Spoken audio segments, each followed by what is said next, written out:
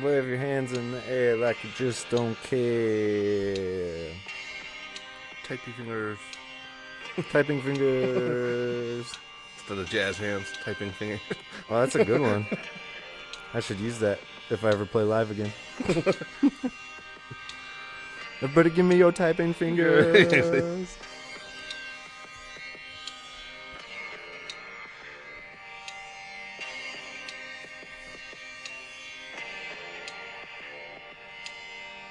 Oh, that's unhelpful.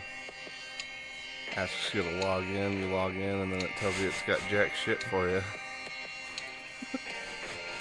Alright, well.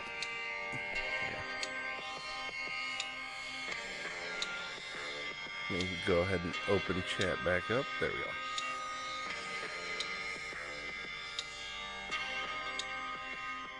Yeah, it sounded weird earlier without the drum. Yeah, it was really weird. We'll show that. There we go. Eric wants to know if Ike fell off the planet. Oh, well. Yeah, well, I was going to say, we can explain a little bit, I guess. But. Wave your hands in the air. Oops. Wave Bump them the like mic you like you just just don't don't care. Give me those typing fingers. Yeah, exactly. Typing.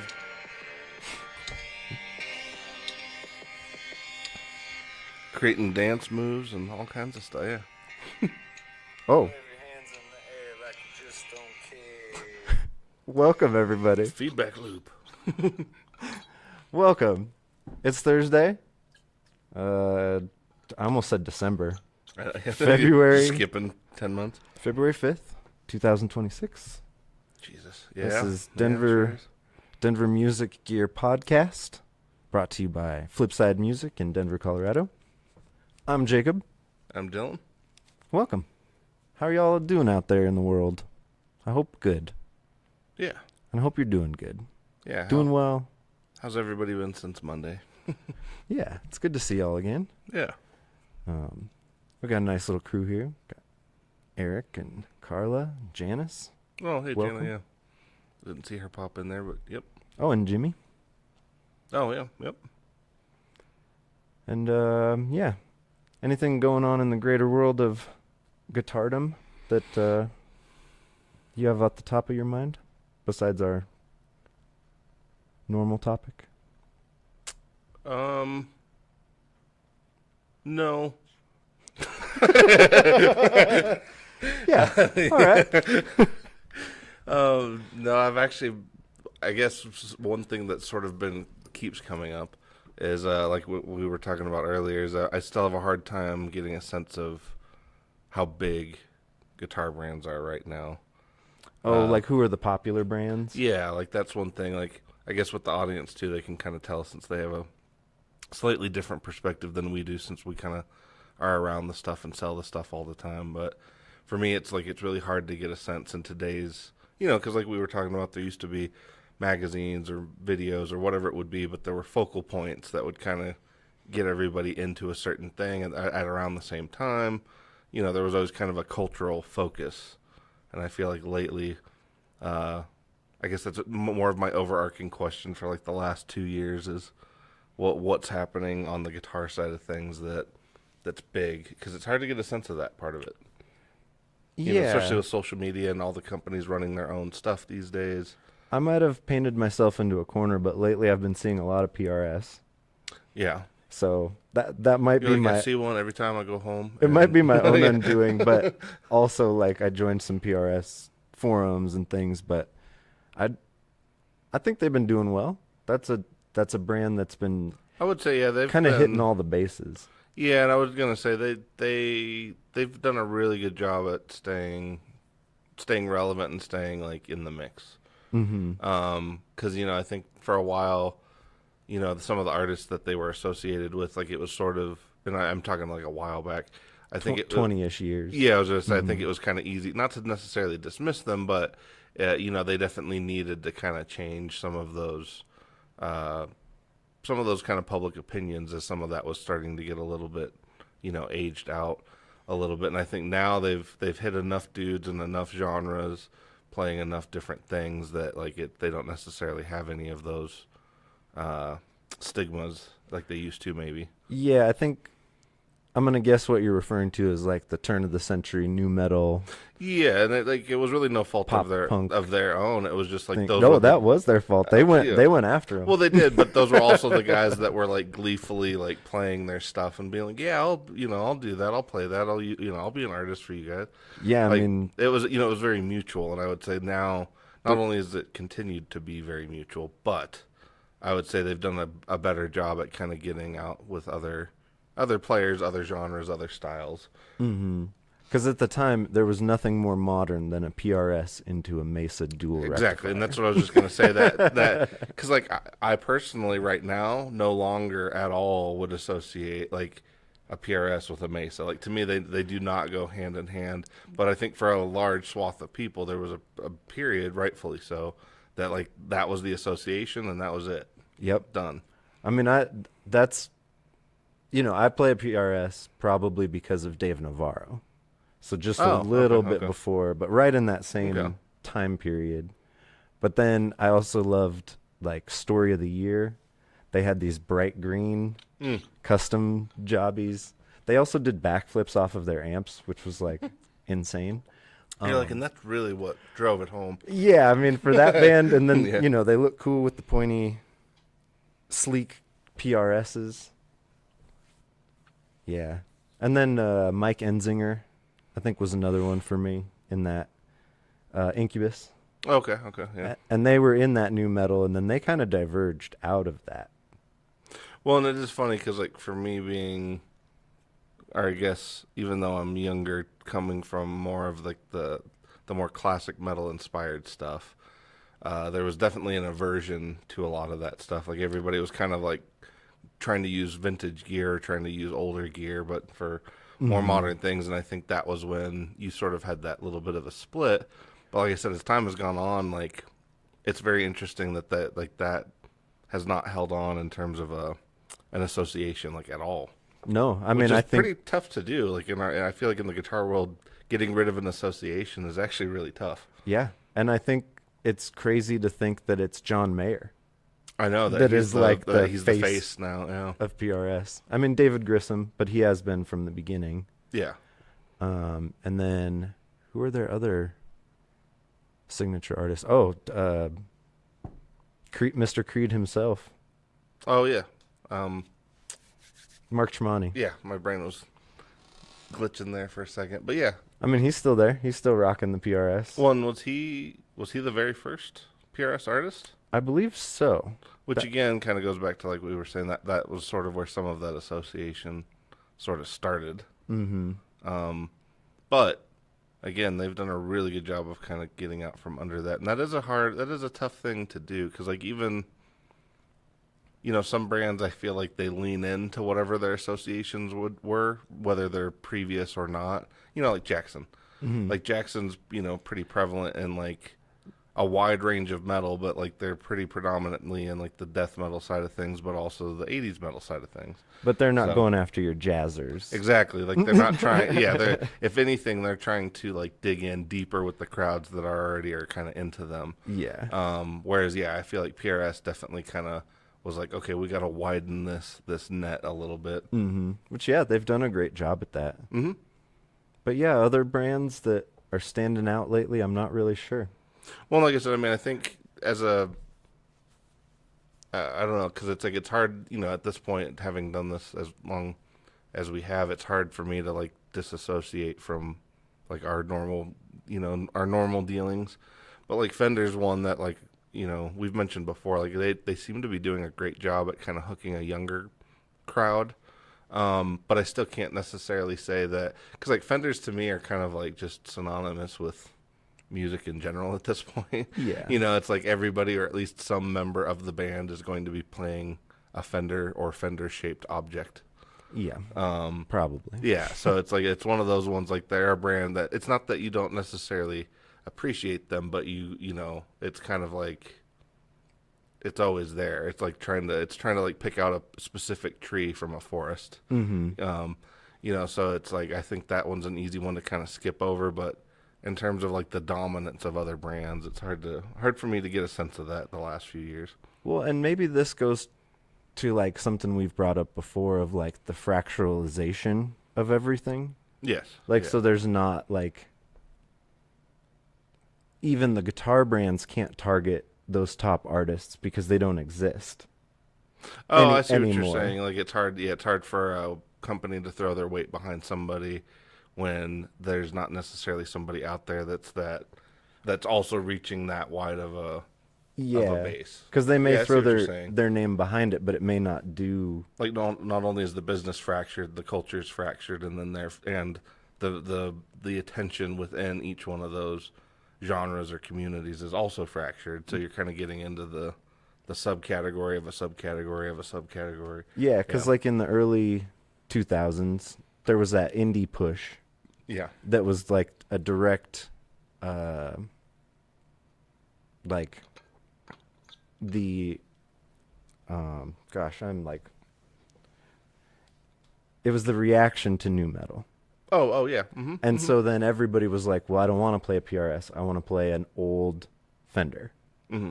And so Fender was easily like, okay, here, indie music, go ahead and play Tellys, play Jazz Masters, play all these like our things. But now they can still do that, but are is the greater population Was the into cultural indie. awareness there? Yeah. Yeah, I guess that's Well, no, that's interesting because even like Gordo and I were kind of talking about some of that the other day too. Of like, oh yeah, and insert any genre there. yeah, and I was just gonna say we were kind of talking about like the just even the not really the validity of music these days, but like it is more of the cultural awareness, I guess, that surrounds music has changed. Because like it used to be like you'd have music genres or artists that were heavily involved in cultural movements, and therefore they could capture kind of the imagination of a lot of people all at once, and so that would cause a big shift obviously within our culture. And we were both kind of talking like because obviously Gordo's, I guess he's close to 20ish years older than me, close. But he was just saying like for his generation, he felt like he kind of saw not the tail end of that, but he saw a lot of that, and then he saw the tapering of that. Whereas for I feel like people my age group and younger, like we've never really, there hasn't been, maybe I guess the early 2000s, maybe, but there hasn't been like a cultural focus on a particular music movement or group or genre. Like that hasn't, hip hop has kind of dominated a lot of the charts, but even within that, like you were saying, the fracturing, everybody's kind of gone off to their own little spots within the internet. And Well, so therefore like the focus that everybody has, like somebody might be huge in their scene, but they're not huge across the entire culture. yeah, Yeah. necessarily. Yeah. And for better or for worse, we get like pigeonholed into these corners, and so you might Yeah. not even be aware of these other cool things that are happening in country or happening in hip hop or happening in Which is metal or indie or it is weird when you say that because like we do live in a time where you have access to more things than ever, and yet algorithms designed by most of these companies kind of shoehorn you into only saying like the littlest bit of the littlest bit and only that. yeah, like Yeah. that was something I really liked about MTV was I could see a hip hop song next to a Radiohead song, next to Metallica, next to a boy band, next to and because I love music. Yeah. I really do love all of the things. I may not love each artist, but like Yeah. Yeah.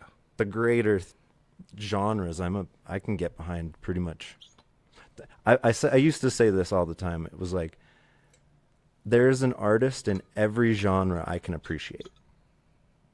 Oh yeah. Yeah.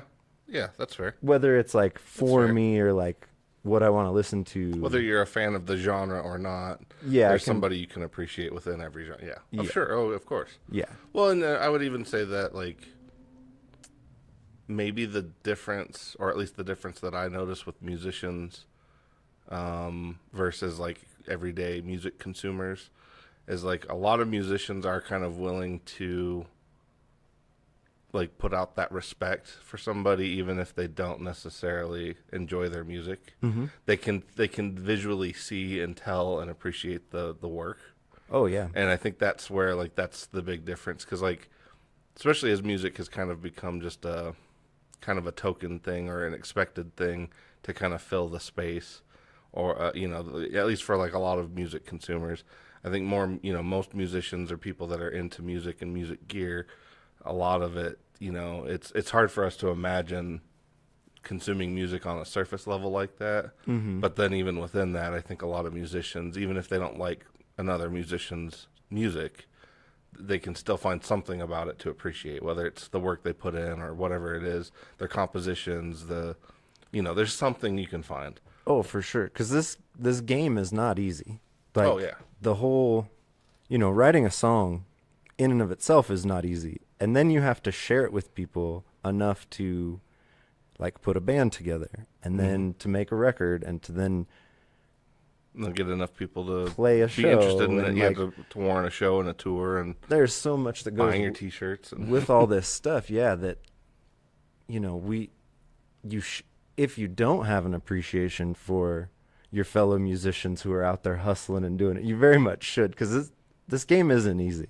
Well, no, and I think it is, I guess as things get more fractured, maybe that is kind of part of the some communities are getting tighter, as a result of that. Because I would say with at least with a lot of musicians that do go to support other musicians and other bands, kind of like even we were talking about, I don't remember if this was like I was trying to say, I don't remember if it was a real conversation or a podcast conversation. But I think the other day we were kind of, it was Maris Monday. We were talking about the metal community in Denver and how supportive the metal community really is. Like if you go to a show here, most of the time you're going to see like 9 or 10 other people that you see all the time that are also in bands that are also like promoting their tickets, and like everybody's like trying to promote and support everybody else. Yeah, it's the Denver scene is really good in that aspect. Yes, and I think that's the part of it of like, because I can't remember if it was you or Gordo that kind of talked about the absence of kind of those like more competitive kind of music scenes, almost like the way LA was in like the 80s and like those, where everybody's kind of trying to outdo one another rather than work together. Mm-hmm. And I feel like as time has shifted, I guess maybe because the focus, like it's become that much harder to get people's attention, that I think everybody's kind of, more willing to share the load when it comes to like trying to get everybody's attention for a scene. And I think that's a big way that like music has shifted versus, because it's almost like you have all these micro communities that are trying to survive rather than this big cultural push that we used to have. Oh, yeah. And, yeah, I mean, that's the best way for a scene to survive is for everyone to support it. And I have seen that at the Crypt of where, whatever band is playing, there's a lot of other bands there in attendance. Yeah, the audience might be, more than half. Yeah. Other band. Yeah, yeah. Yeah, and it's really nice. It's really nice to see. It's a scene I've always been promised, and it's finally here. So I'm very grateful. That's for sure. Well, and I was going to say, I think that's, I guess getting back into what we were kind of talking about for the first part of it, of like the dominance of certain brands within certain things. I would say that doesn't exist maybe the same way that it used to, but I would say there is a certain awareness of gear within certain communities, because it's like, I guess here, like, I think like the rockabilly scene that, that's actually, well, some of the guys that are kind of aging are kind of, moving along here, but we had a really strong kind of rockabilly scene in Denver for quite a while. And I was thinking like a lot of those dudes did have, like Gretsch was the dominant brand within that scene. And then same thing with like you were saying with like a lot of the indie music or even shoegaze, it was hard to like see any of that stuff without seeing, I would say like jazz masters, but also reverends are kind of becoming pretty prominent in some of those scenes too. But it's almost like each scene has its own little cultures now, which, like I said, is really nice, and it's good because those things are usually easier to sustain.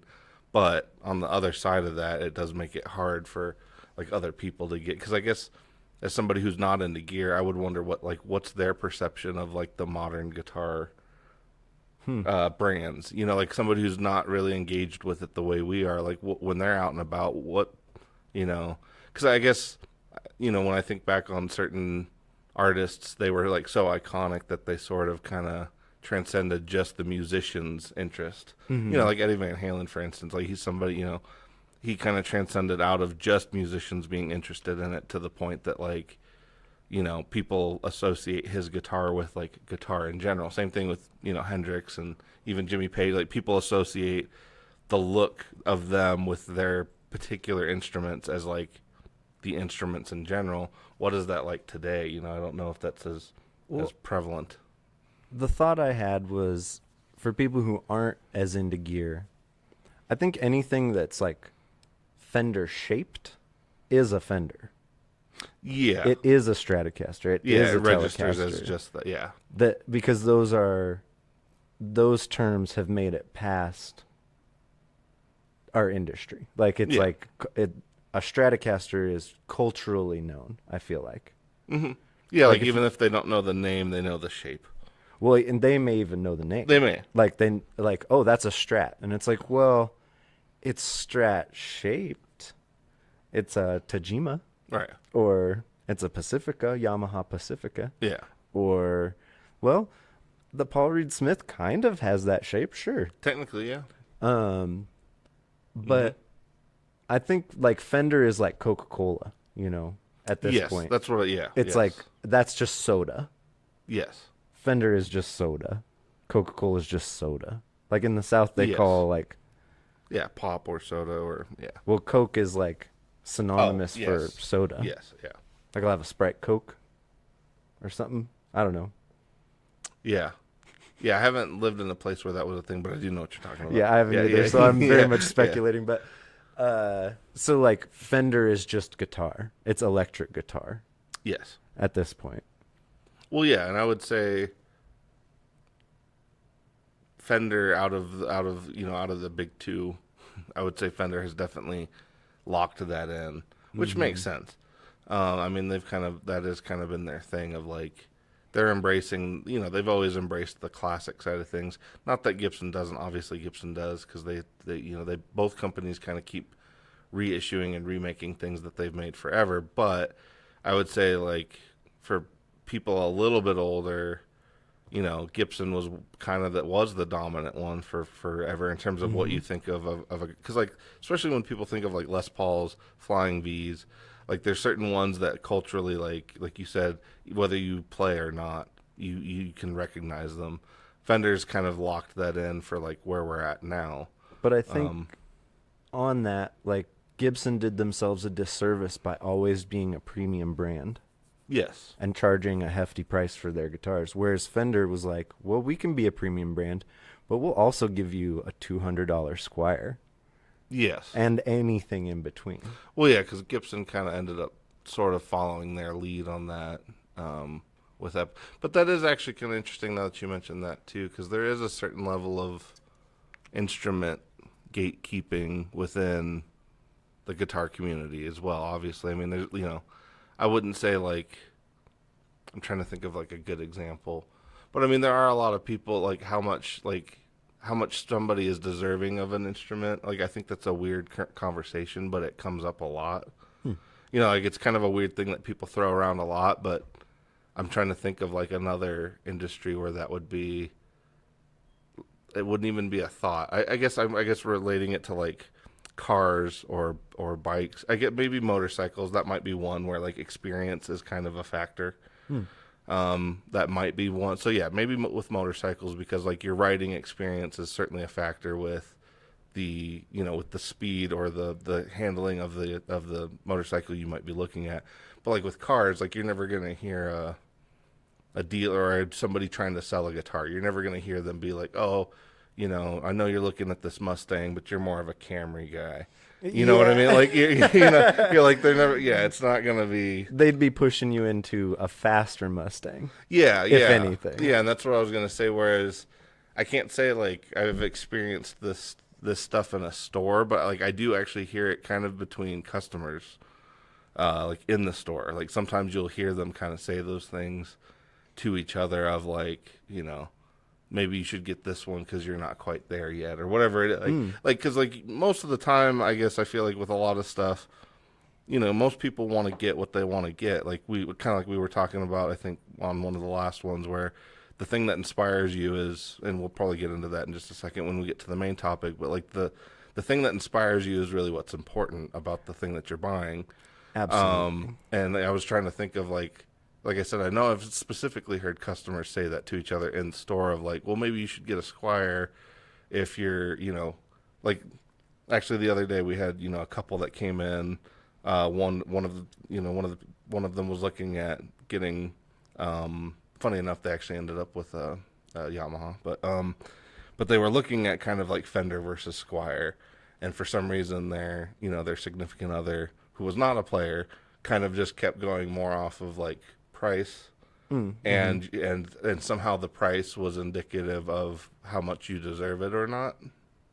If that makes sense, like, and I guess, and I was trying to, like I said, I was trying to think of other examples where that sort of is a thing, but I can't really say, other than, like I said, I know motorcycles for sure. Well, and Eric's bringing up watches, but I know nothing of that world. I don't either, actually. So if you want to explain that a little bit in the chat, Eric, that would actually be appreciated, because I'm sure Gene and James could probably tell us, since they're kind of more into the watch side of things, but yeah, like I said, it's an odd conversation that I feel like I hear a lot more, like I said, between people while they're shopping, not necessarily from us or anything, because like I know I'm not ready for a Rolex. That's for sure. Personally, I'm good with my iWatch or app. See, I don't even know what it's called. It's called an Apple Watch. Well, yeah, but that's what I'm saying. Like, let's say you were gonna get into it, and let's say you just knew that you really were going to be into it. You just had a feeling. You had the money. It wasn't a big deal if you spent it on that. I'm trying to think of, like, is anybody really going to come up to you, or you're going to be talking to, like, the sales guy or something, and is he going to tell you, like, you shouldn't have this because you're more of a Casio guy, and like that's not going to be. I guess like I said, I'm trying to think of any other industry where that's a thing, other than maybe, like I said, I know with motorcycles because of experience. And I don't mean personal experience, but like the experience of the individual buying it is a huge factor, because they could literally get themselves killed if they buy something that they can't handle. Whereas, like, there is no guitar you can't handle. That's what I was just gonna say. Like that doesn't factor. There's not a life and death concern. If some dude buys, I mean, and on that note, actually, the cheaper the guitar, the worse your experience probably is going to be. So it does actually like help to spend probably a little bit more money. And granted, in this day and age, it's not as dire as it used to be. Well, and there's certainly diminishing return, because like today, with where the industry is at, coming from my perspective, I think $2,000 right about now is about the upper threshold of quality for what you're getting, or for the money. But that's a pretty average price for a guitar these days. It is, but it's also like one of those things. I think there's yes, and because of that, there's so many brands that are putting out amazing instruments that are in that range, that like once you go past that mark, it's really hard to quantify any reason to go that much further, like other than taste. Or it's going to be 1 to 2 people touching that guitar. Right. It's a name you trust. There's a legacy of that name. That's where that money really starts to like. Mm-hmm. So like, and the brand I'm thinking of specifically is like Cower. Like, their guitars are like $4,000, mm-hmm. but it's like 2 people touching those guitars. There's mm-hmm. one person making it, and there's one person painting it. That's it. Yeah, yeah. And they have a legacy of quality. But yeah, I kind of agree that there is a line where it's like, well, you're not really getting that much more instrument for the price. Right. And I think obviously that's more of a factor than it was, back when there were fewer brands and the market was more spread out. I mean, my daily driver is a $500 PRS. $500 off the wall. Yeah.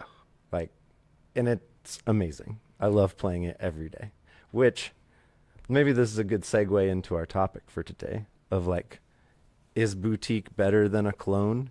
in a mix.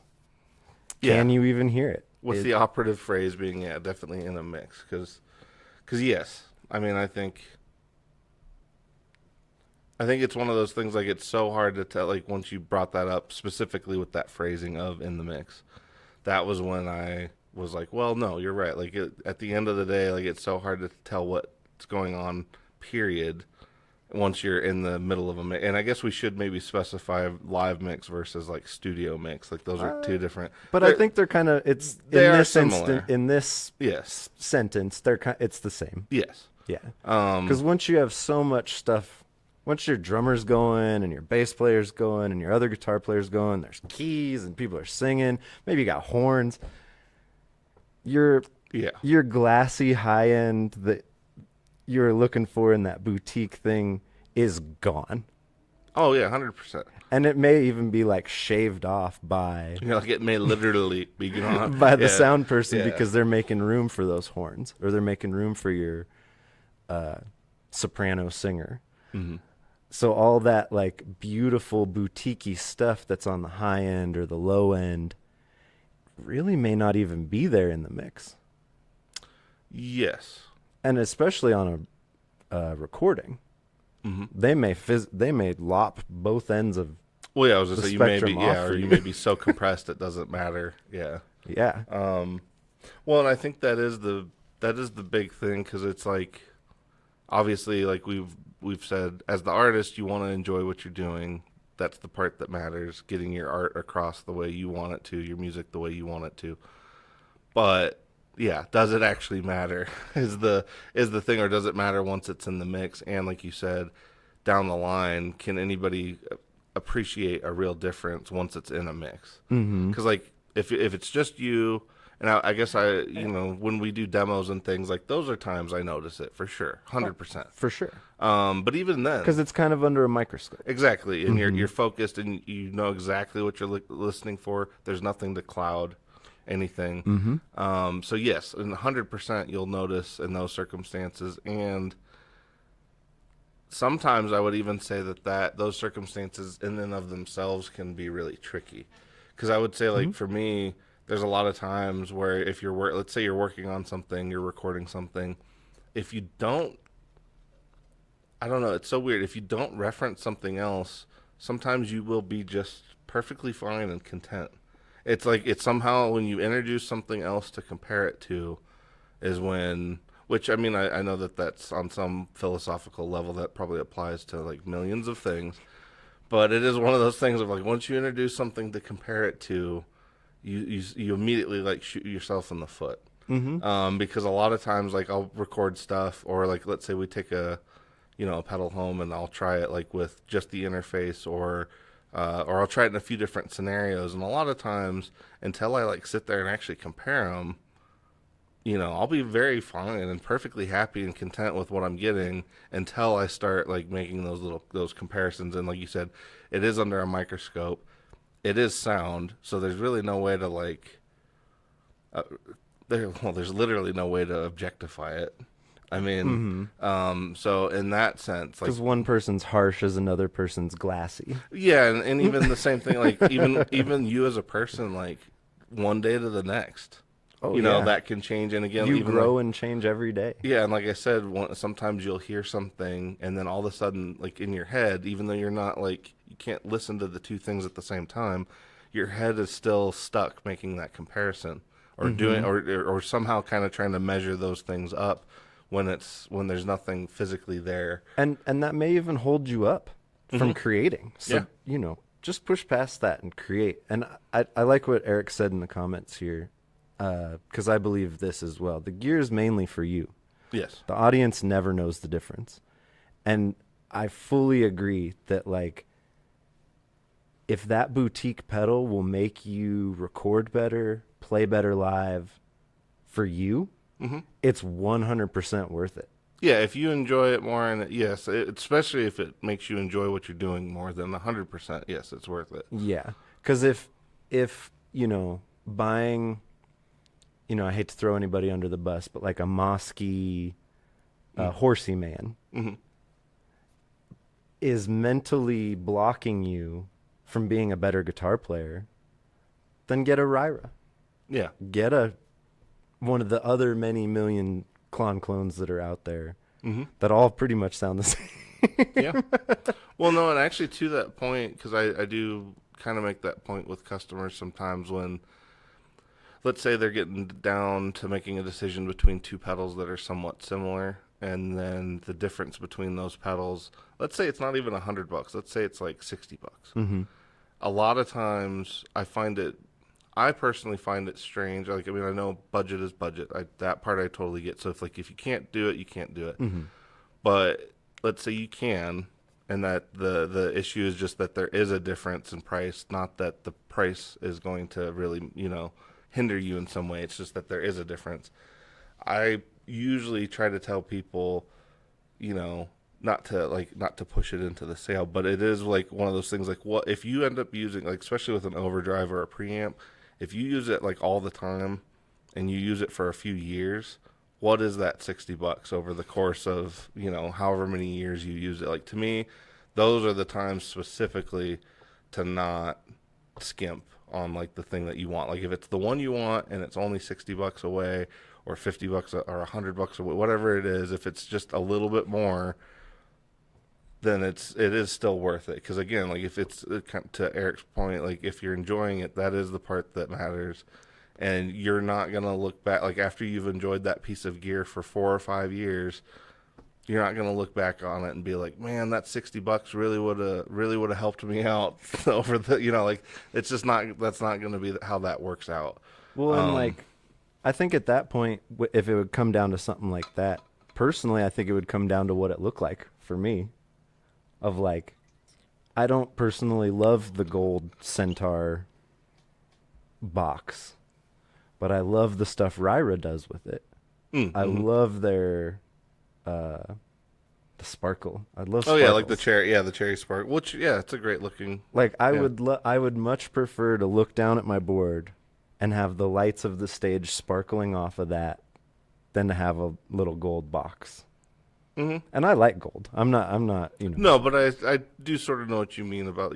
Well, and that certainly applies to guitars. But even with pedals, there's an allure to them, and like a satisfaction when you have the one that you want. And nobody in the audience can see that difference. They're like, no. Oh, the color of your Klon is different. Yeah. I mean, there's gonna be that 3% who walked up to the stage and are like, look it over. Yeah, what you got there? Yeah, taking pictures. Yeah, not that I've ever done this, but no one's gonna care about the color, but to me, to the player, it does make a difference. I like looking at it. It makes me happy, and that'll make me play better. It'll make me want to practice. Well, I was just gonna say, like, some pedals are in that way. They are kind of alluring, like, because to me, it's not even straight like it's not even just like a graphics thing or even a color thing. It is literally like sometimes you look at a pedal and there's just something about it that's like, it's like tempting you to play it. The new Sunlight. Yeah, exactly. Yeah, the new old Blood Noise Endeavor. Which is kind of on the other side of that, of like, that is a graphic that looks absolutely amazing. And the pedal looks like it's made out of red velvet cake, but it's just stunning. It is. I have no need for a version 2 of the Sunlight. I love my Sunlight. Yeah, but it's beautiful. Actually, I should ask them if they do a poster of that one, because honestly, even just a poster of that, and I'd be pretty happy. But yeah, it's one of those things, because like I have a few pedals that are like that. Well, even to me, actually, a brand that really knocks that out of the park, I actually think the Benson pedals. Like, they have a look to them, and something about those pedals is very inviting. Like, I don't know what it is. I can't give you a firm reason. There's just something about them in particular that, like, they look cool. You want to pick them up. You want to put them on your board. You want to play them. Like, they just have a cool. And there's Chris Benson and I must be right around the same age, because every special graphic they pick, I'm like, oh, hell yeah. Yeah. Like, there was a roller skating rink or bowling alley carpet one that they did, and I was like, yeah. It's so perfect. I know the pattern that you mean, yeah. And then we had a used one roll in the other day that has the like airbrushed poster wolf t-shirt t-shirt thing. Yeah. Beautiful. Yeah. No, it is really funny. But yeah, and even their amps, the cloth that they choose to pick, like I want to play their amps because they look the way they do. They're out of my price range. I can't. I will probably not own a Chimera or a Vinny Jr. or something. I don't. Yeah. I would love to. Well, but that is sort of what I mean of like, even as, because I mean, we're in this stuff all the time, every day. So it's like it is easy to get kind of, out of touch with some of those things. But to me, there is something about guitar. There's something about certain gear and certain companies that like, it just, again, it's the same thing like when you find a guitar that you really love. It's just like it literally, you look at it and you want to play it.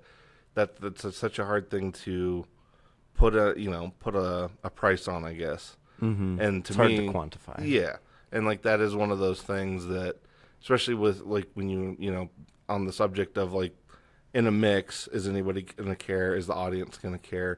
Like no, nobody. At the end of the day, no.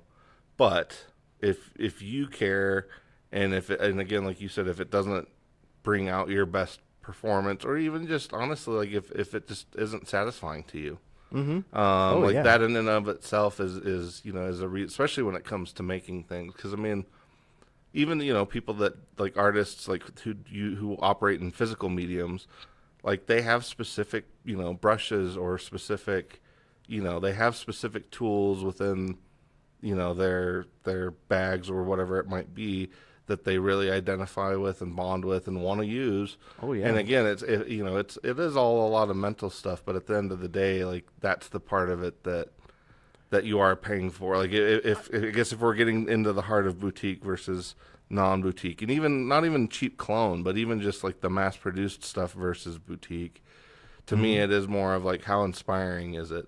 And if it's not inspiring, then maybe you don't need to spend the extra money. But if it is, it's worth considering at least. But because that's a great point. If you plug in those Amazon pedals or the Temu $10 pedals, if they inspire you, they inspire you. That's what matters at the end of the day. It doesn't matter where it came from. Yeah. Now, on that same tip, like I really like using Old Blood pedals because I know who those people are.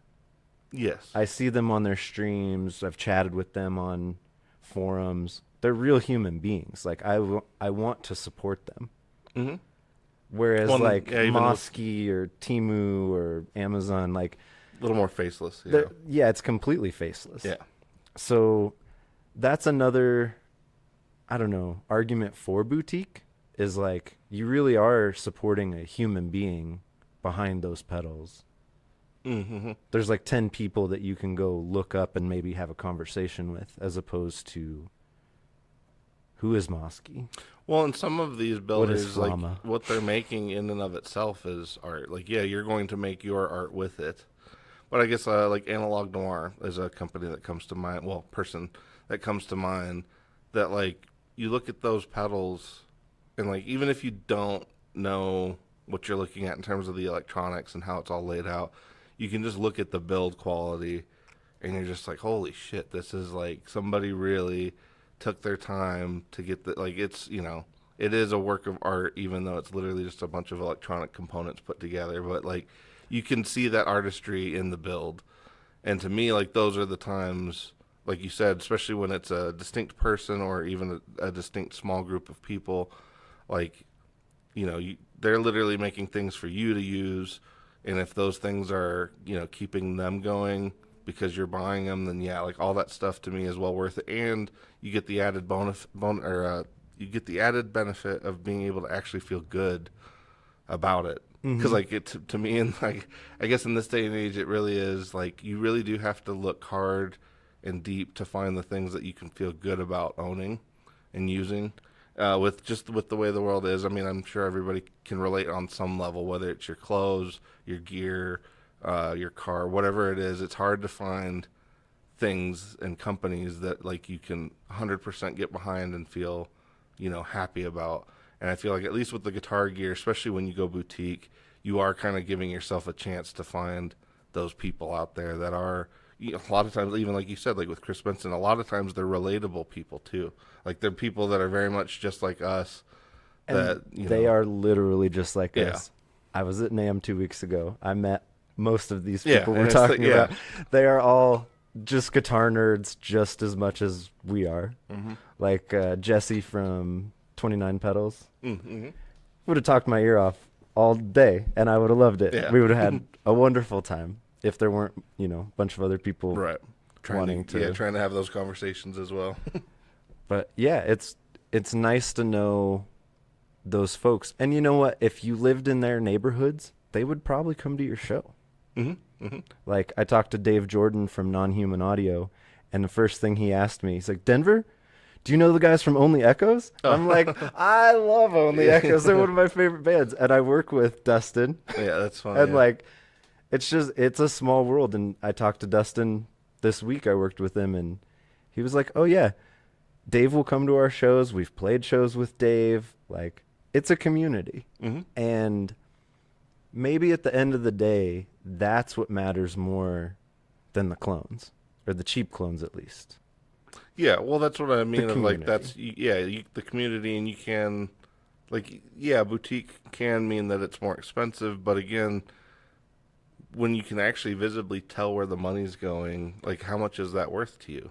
It's worth a lot to yeah, me. to me too, especially when it comes down to, like you said, once you've met these people that make these things, and it's just that whole aspect is different. And I would say, and maybe other, I don't know, maybe other industries are like this, but I find it somewhat hard to believe that they would. I guess maybe, to a point, fashion probably is that way as well, but it's on such a different level in terms of expense.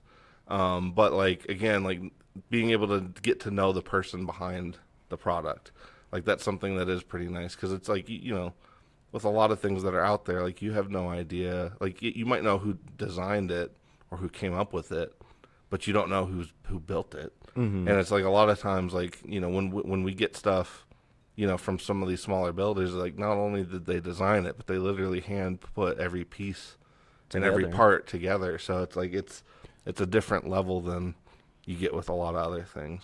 Like, yeah, we can't put in an order to some of the brands and have the stuff show up the next day because they're building it to order.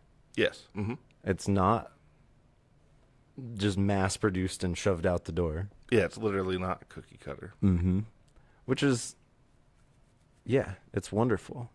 Mm-hmm. And, I guess I was thinking about it too.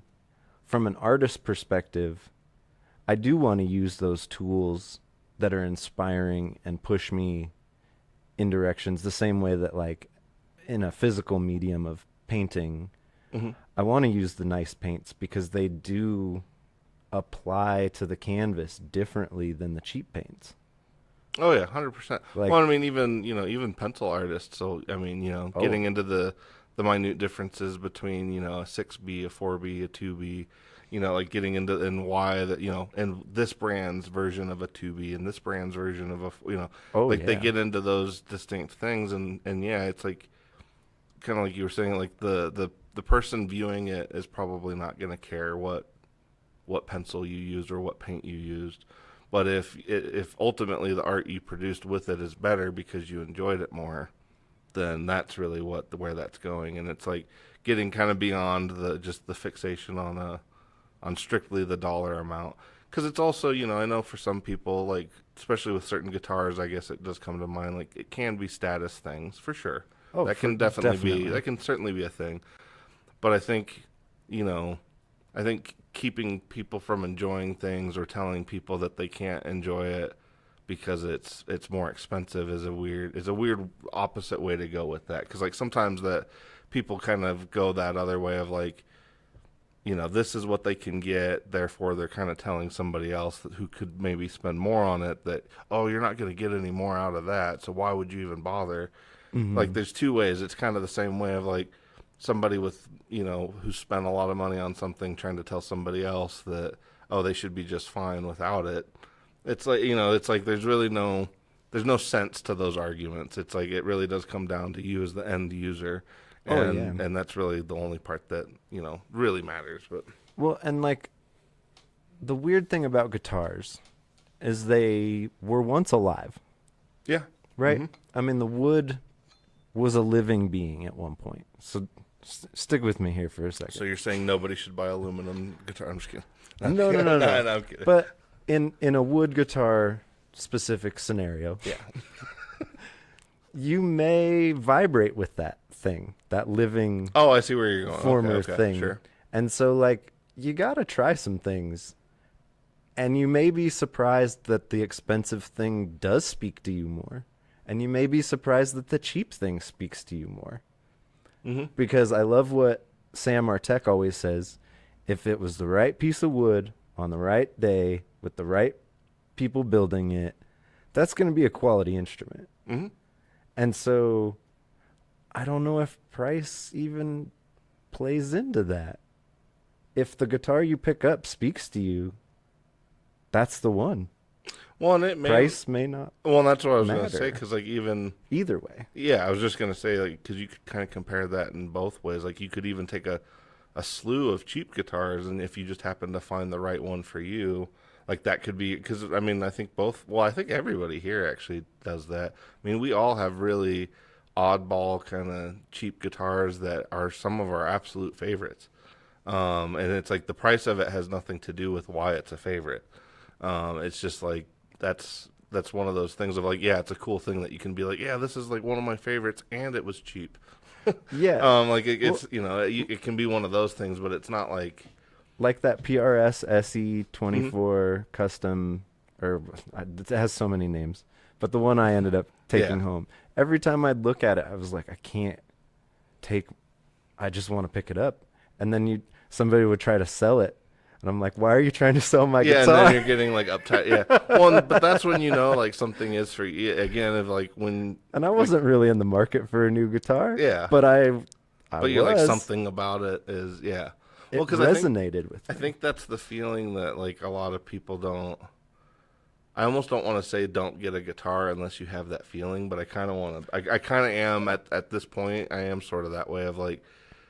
When you try to explain it to somebody else, that's the feeling that's the hardest part to explain to somebody else who doesn't necessarily get into this stuff. Mm-hmm. Of like that weird, it's not necessarily an obsession or anything, but that weird fixation you get with an instrument where you're thinking about it, or like when you look at it, you're just like, oh man, I really want to play that, or even like sometimes when you're just thinking and you're like, oh man, that vibrato note on that 7th fret on that guitar is just the best. It's like weird little things like that you'll get fixated on, and like that stuff is the hard part when like somebody who doesn't buy or collect any of this stuff asks you like, oh well, why do you need so many guitars? It's not really like the so many. It's not even the number of them that matters. It really is how much where you're just like, oh man, I just love it. Like you're like, it's just this, because most of the like all the guitars I own, like yeah, they definitely get different amounts of time for sure. I think all of us are like that,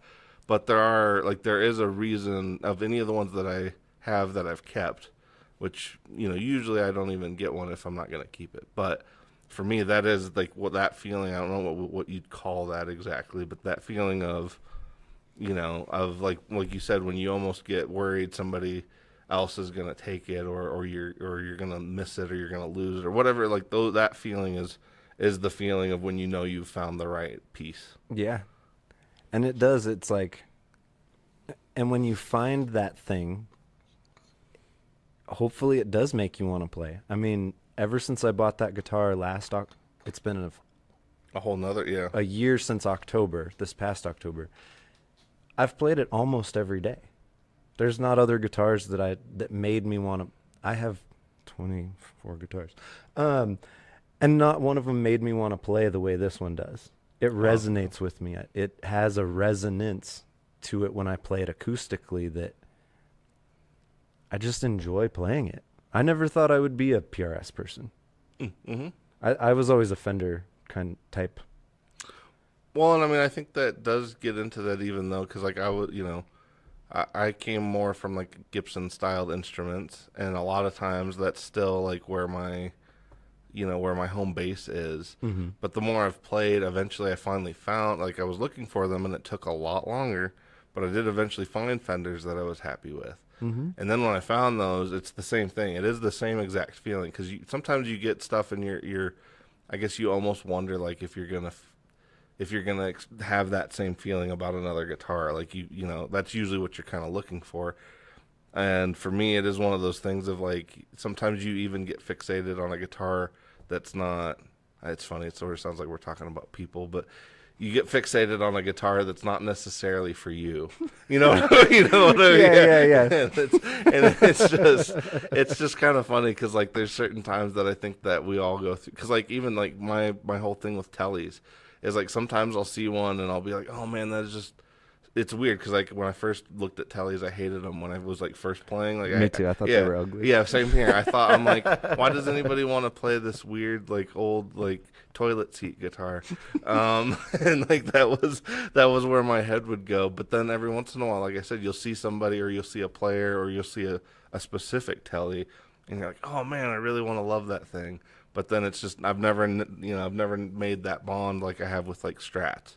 Because like Strats now I know what I'm looking for in a Strat. Mm-hmm. Now that I finally found one, but it is one of those things of like I think you still even end up getting interested in, or even like I think it was Logan the other day that was kind of describing the same thing, like his relationship with Jazzmasters. Now, granted, he has this awesome like '61 Jazzmaster that he ended up getting, but his whole thing was like that was like a 20-year. Trip to get to that guitar because he literally had, over a half dozen Jazzmasters in that period that he'd gotten, tried to fall in love with, didn't like it, got rid of it. And so it was like finally he did end up finding the one, but you just never know what that one's going to be. Well, it's interesting that you put it like that because when I was 16, because I was buying my first car, the guy I bought my first car from had a Paul Reed Smith made PRS. Wow, okay. From actually from the Paul. 80s. Yeah. Wow. And I got to play it. It was very cool. I was like, this is amazing. Every PRS I picked up from that day forward was cold. Literally cold in my hands. Yeah. Like I was kind of like, I don't just not getting that feeling. Yeah. I don't know. And then that one walked in here. I can like picture where it was over there in the shop. And I'm just like, I'd pick it up and it was like the warmth, like the opposite of the cold. It was like, oh, this is the one. And it came out of the Court Factory in Indonesia. There's no Paul touching it. But it was made by the right person on the right day. Yeah. And it feels good. And I love picking it up. I love it. Well, I mean, I think that is because, Jake and I have even tried to, because sometimes Jake and I are like trying to talk each other out of things as much as we're trying to talk each other into things. Mm-hmm. But sometimes that was something like we'll kind of do for each other where like there's definitely like a few guitars I've gotten, some that have been cheap and other ones that were not as, I haven't had anything like crazy expensive, but it's one of those things of like when you spot a buddy like connecting with a guitar, you're like, oh, you should probably get that. And it's not even like from a salesman perspective. It's like if it's connecting, you need that guitar. Well, and it's one of those things because Jake and I do that for each other often. Of like when you're looking, you're definitely like you're bonding with that thing. Like I can hear it. Like you're trying to say you're not. You're trying to pretend like you're not, but you're playing better on it. It sounds good. Like the whole So it is kind of a funny thing how that works. But I think the same thing is kind of applied to pedals, and I guess maybe oddly, I almost feel like the visual element doesn't necessarily, because you brought up Old Blood Noise, like they're knocking it out of the park with the visual element, so you can't really say that the visual element does not factor in with pedals as much anymore. It definitely does. But I would say that that's another one of those same things, though. Like sometimes when you hear somebody you play with or somebody you know well, actually, the dude from J Rocket is a good example. Because funny enough, I sold one to Jake and I sold one to Ike. Because when they came in and I tried it, I'm like, oh, this is awesome. Doesn't work for me, but this is awesome. And then I'm like, I know who this would be perfect for. And then I had Ike try it, and he loved it, and so he ended up getting one. And then same thing with Jake. And it is just one of those things, like when you when you hear it and you bond with it, or you know that like somebody else's sound is in there, even if it's not yours, like those are all little factors that, that play into why we get the stuff to begin with. And kind of like we said, like, yeah, you might not be able to hear any of those things or any of those stories. You might not hear any of that in the mix, but when you're making the music, you definitely do. It's all up here. Yeah. And this, when creating art, matters the most. Lighting a candle, lighting some incense, whatever your ritual is to get into the thing. It's all mental, right? Yes. Yeah. So it's a mental game of like, how do I beat my procrastination? How do I get over the I'm not good enough that we all have, that lives in every artist? I think imposter syndrome. Yeah, the self-doubt. Even though, too, I would say you're bringing it up that way, too, the musicians are often looking for a source to pull motivation from. Mm-hmm. And, like, that is a hard... I think anybody who does anything creative can identify with that part. Yeah. So if you're finding those things that are getting you across that barrier, it's all worth it. Mm-hmm. Whether anyone else cares, can hear it, trying to impress whoever on the internet with your cool looking board. None of that matters except for you and the thing. Yes. Yeah. Yeah, no, 100%. Especially, like, whether it's a pedal or a guitar or an amp or even your picks. Shit. Yeah. I mean, like, it all factors in. And I never thought I'd be a thick boy pick, but I found this at NAMM. Oh, yeah. And I love it. Yeah. Love Well, it. that's what I mean. Like, yeah, and one, Eric just put in there too. It took him 30 years to find a Strat that he wanted to play, and that's exactly what I mean. Of like, there's instruments or styles of instrument that you'll have some weird fixation on, and you'll want to play it, but then it just all it really takes is finding the right one. Mm-hmm. Because like especially like for me, like Strats are one of those ones that are like, there's so many variations. That like, I don't know. It's almost like, yes, Strats are Strats, but they're not. You know what I mean? I own 4, and they're not anything alike. Yeah, and that's sort of what I mean. Like Strats, you're buying it for the specific guitar itself. You're not buying it because it's a Strat. Mm-hmm. And like that's something I didn't know until I finally found the right one to buy. Mm-hmm. Because like that was something where I kept like I used to literally get mad about Strats when I was first playing, because I'd be like, oh god, I want one so bad, I want that sound, but I'd play one and I'm like, this sucks. And I just that was the way every time I would pick one up, and then I finally found the right one. Honestly, fuzz pedals were kind of even that way for me. Same thing of where like I'd hear it and I'd hear somebody else use it, or I'd hear an artist use it and I'd be like, oh, that is the coolest sound I've ever heard, and then I'd play it and I'd be like, oh, this is awful. And then and then if that doesn't inspire you, and then eventually you find the right one, and you're like, oh well, this is not what I thought it was going to be. I wanted to get this thing because this guy used it, and that's what I wanted. But then you find this other thing along the way, and that usually ends up, you might not appreciate it as much at the time, but down the road you will. Yeah, for sure. And the thing about chasing people's tone is you don't necessarily have their amp, their cables, their pick, their hands, their life experiences. All of that matters. Yeah. So if you're chasing tone and you really want to be that person, you kind of have to like live their life. Yeah. Well, and I was going to say, impossible. And I was just going to say, spend the effort kind of drilling in on, like, take your inspiration from them, but spend the time finding your own version of that. Yeah. And if it's boutique, cool. If it's not, whatever. Also cool. Yeah. If it inspires you, that's what matters. Yeah. And we hope that we've inspired you to want to make music and continue to make music with our discussion here on the Denver Music Gear podcast. Yeah. Live from Flipside Music in Denver, Colorado. Yeah, and I realized it's actually like the first time in a while that it's completely light when we're ending again. It's weird. It's cool, but it's great. Oh, yeah. But yeah, I think that brings us to the end of our discussion for the day. We appreciate each and every one of you for tuning in and checking us out. Please like and subscribe and share with your friends. Yes, and we're part of Guitar Prime Time, so We're technically past our 5 o'clock time, but if you guys want to continue with it, Texas Toast should be doing their stream, and then Dylan Talks Tone is on at 6. Yeah. And keep us in mind for June 13th for the Denver Music Gear Expo. We got more and more people saying yes every day. We're looking forward to it. It's going to be exciting. It really is, yeah. And help us make it a thing. yeah. Yeah, because without you, that's the lack of community, which we're trying to build. Because without the community, there really is none of this. And music is a community. Music's not just for the internet. Yes. No, it's not just for consuming. It's for bringing people together. Well, I was just say it makes helps make life more, more tolerable. Yeah. And anything like that's worth supporting. So definitely. So go out and support the arts. Go see a show. Check out an art gallery. Eat some local food. Mm-hmm. Yeah.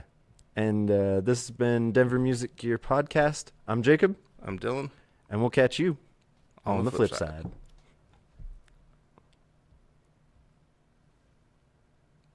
It's cool, but it's great. Oh, yeah. Nope.